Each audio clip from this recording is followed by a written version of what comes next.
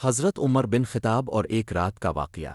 حضرت عمر بن خطاب اسلام کے دوسرے خلیفہ اور ان عظیم شخصیات میں سے ہیں جنہوں نے عدل و انصاف کو زمین پر قائم کرنے میں اہم کردار ادا کیا۔ ان کی زندگی میں بے شمار ایسے واقعات ملتے ہیں جو آج بھی دنیا بھر کے انسانوں کے لیے رہنمائی کا ذریعہ ہے۔ یہ واقعہ اس وقت کا ہے جب حضرت عمر رضی اللہ عنہ مدینہ منورہ کے خلیفہ تھے اور راتوں کو خود گشت کرتے تھے تاکہ رعایا کی حالت کا جائزہ لے سکیں۔ ایک رات حضرت عمر معمول کے مطابق مدینہ کی گلیوں میں گشت کر رہے تھے۔ وہ چاہتے تھے کہ اگر کہیں کوئی ضرورت مند ہو، کوئی بھوکا ہو یا کوئی تکلیف میں ہو تو اس کی مدد کی جا سکے۔ رات کا وقت تھا، سناٹا چھایا ہوا تھا۔ اچانک انہیں ایک گھر سے بچوں کے رونے کی آواز سنائی دی۔ یہ آواز معمول سے زیادہ تکلیف دہ تھی۔ حضرت عمر رک گئے اور غور سے سننے لگے۔ انہوں نے دیکھا کہ ایک عورت چولہے پر کچھ پکا رہی ہے، لیکن بچے مسلسل رو رہے ہیں۔ حضرت عمر نے قریب جا کر آواز دی اور پوچھا، اے اللہ کی بندی، تمہارے بچے کیوں رو رہے ہیں؟ کیا تمہارے پاس کھانے کو کچھ نہیں؟ عورت نے جواب دیا، ہمارے گھر میں کئی دن سے کھانے کو کچھ نہیں، بچے بھوکے ہیں، اس لیے میں پانی کا برتن چولہے پر رکھ کر انہیں بہلا رہی ہوں کہ شاید انہیں لگے کہ کھانا پک رہا ہے اور وہ سو جائیں۔ یہ سن کر حضرت عمر بہت رنجیدہ ہو گئے۔ ان کے دل پر گہرا اثر ہوا۔ انہوں نے فوراً پوچھا، تم نے خلیفہ کو کیوں نہیں بتایا؟ بیت المال سے مدد کیوں نہیں لی؟ عورت نے جواب دیا، ہماری حالت سب پر واضح ہے، مگر ہمیں کبھی مدد نہیں ملی۔ ہم نے اللہ کے سوا کسی سے امید نہیں رکھی۔ یہ بات سن کر حضرت عمر کی آنکھوں میں آنسو آ گئے۔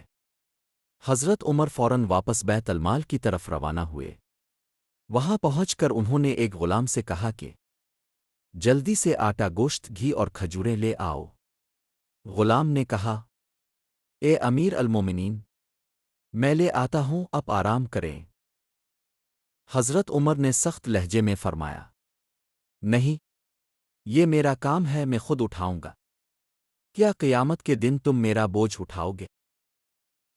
یہ کہہ کر حضرت عمر نے خود آٹے کا تھیلا اپنی پشت پر رکھا۔